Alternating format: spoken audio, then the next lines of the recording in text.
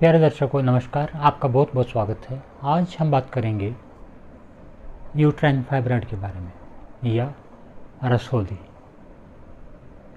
यह एक ग्रोथ होती है यूट्रस के अंदर जो नॉन कैंसरस होती है। इसका कोई ऐसा हार्म भी नहीं होता, कैंसर होने की संभावना इसकी ना के बराबर होती है। यह ज़्यादातर चाइल्ड बियरिंग एज में होता है और इसके लक्षण होते हैं ब्लीडिंग, हैवी होना और कभी कभी पेट में दर्द हो जाना।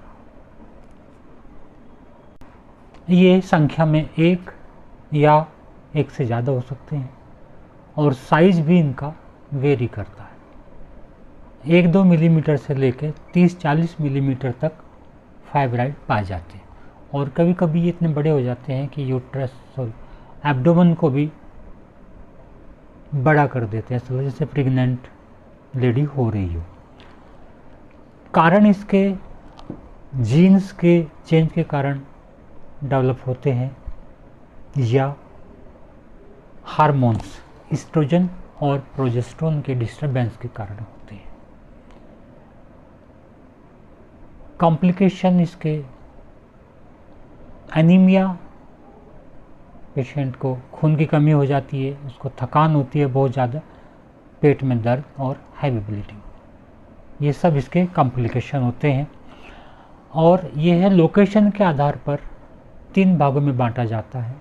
इंट्राम्यूरल, जब यूट्रस की दीवार के अंदर ही ये लोकेटेड होता है।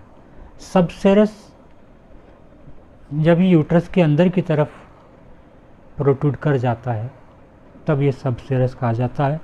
और सबम्यूकस कहलाता है जब ये यूट्रस की दीवार से बाहर की तरफ होता है।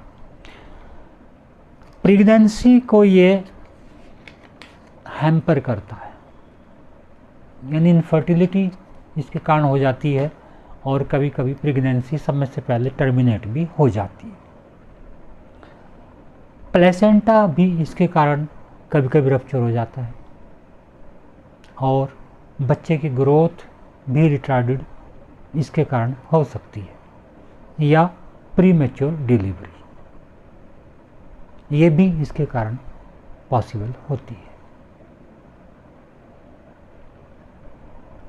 डायग्नोसिस इसका अल्ट्रासाउंड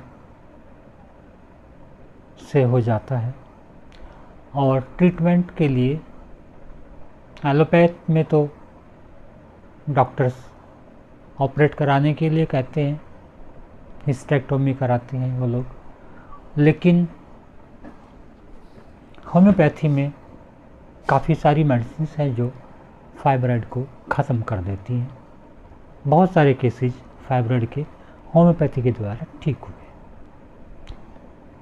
काफ़ी सारी मेडिसिन होम्योपैथी में हैं जो लक्षणों के अनुसार यूज़ की जाती हैं। उनमें से कुछ मेडिसिन के बारे में हम आज जानेंगे।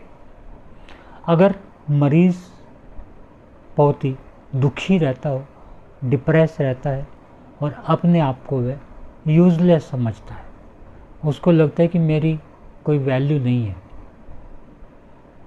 इस तरह के लक्षणों के साथ में अगर फाइब्रॉइड है और यूट्रस का साइज़ काफ़ी बड़ा हो जाता है तो वहाँ ऑरमेट नामक मेडिसिन दी जाती है। अगर मरीज की मेमोरी कम है, कंफ्यूज रहता है, वो सर पर उसके दर्द रहता है और इसके साथ में हाथ पैर ठंडे रहते हैं। मेंसेस इसको जल्दी जल्दी हो जाता है, प्रोफ्यूज क्वांटिटी में होता है और लंबे समय तक चलता है। मेंसेस के दौरान सर दर्द, दांतों में दर्द और पैर ठंडे बने रहना। इसके पैर मोस्टली ठंडे बने रहते हैं, ज़रा से भी हवा लगते ही इसको पैरों में दर्द हो जाता है। थुलथुला पेशेंट ये होता है, बड़ा सेंसिटिव, आसानी से रो देने वाला, और इसको अजीब अजीब चीज़ें खाने की इच्छा होती है, जैसे कच्चा चावल, चौक, मिट्टी, इस तरह की चीज़ें खाने की हिस्ट्री भी इसके अंदर पाई जाती है। तो वहाँ कैलकेरिया कार्ब नाम की मेडिसिन इंडिकेट होती है। अगर यूट्रस का साइज़ बड़ा है, सब इन्वोल्यूशन है, यूट्रस में नीचे की तरफ भारीपन महसूस होता है और कभी कभी यूट्राइन प्रोलैप्स भी हो जाता है। इन लक्षणों के साथ में अगर फाइब्रॉइड है और पैरों में क्रैम्प इसके आते हैं और मेंसेस के दौरान बहुत दर्द इसको होता है, तो वहाँ फ्रैक्सिनस अमेरिकाना नामक मेडिसिन इंडिकेट होती है। अगर फाइब्रॉइड है और उसके साथ में मेंसेस लेट होता है, 35 दिन, 40 दिन, 50 दिन के अंतराल पर होता है और क्वांटिटी में कम होता है, यूट्रस ऐसा लगता है जैसे कि किसी चीज़ ने दबा कर निचोड़ दिया, इस तरह का दर्द होता है। इसके साथ में कमर में दर्द रहता है और घुटनों में दर्द रहता है। मरीज बड़ी थकी थकी सी रहती है, थोड़ा सा भी काम करते उसको पसीना आ जाता है।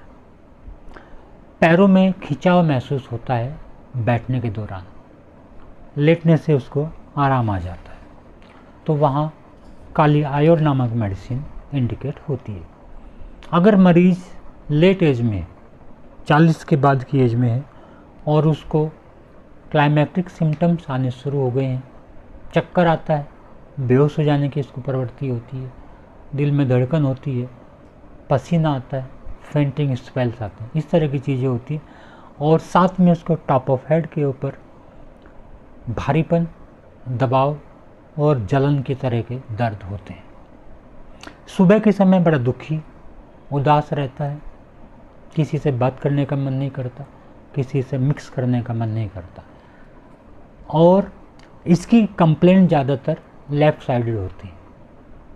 मेंसेस इसका देर से होता है और क्वांटिटी भी इसकी कम होती है। मेंसेस स्टार्ट होने के बाद इसकी बहुत सारी दिक्कतें ठीक हो जाती हैं। ऐसे केस में लैकेसिस नामक मेडिसिन इंडिकेट होती है। अगर पीरियड जल्दी आ जाते हैं, 15 दिन 20 दिन के बाद में थोड़ी थोड़ी क्वांटिटी होती है और लंबा चलता है, 1 सप्ताह, 15 दिन, 20 दिन ऐसे चलता है, ल्यूकोरिया प्रोफ्यूज होता है और उसमें जलन होती है, बड़ा सेंसिटिव ये पेशेंट होता है और बाहरी इंप्रेशन के प्रति बड़ा सेंसिटिव होता है, नॉइस, शोर तेज बर्दाश्त नहीं कर सकता है, तीखी गंध बर्दाश्त नहीं कर सकता, बहुत तेज लाइट बर्दाश्त नहीं करता है और बारिश और आंधी तूफान से भी ये परेशान हो जाता है। ऐसे केस में फास्फोरस नामक मेडिसिन इंडिकेट होती है। मरीज को प्रोफ्यूज ब्लीडिंग होती है और ब्लड ब्राइट रेड, चमकीले लाल रंग का होता है, कमर में और कूल्हों में ऐसा दर्द होता है जैसे कि ये टूट जाएंगे।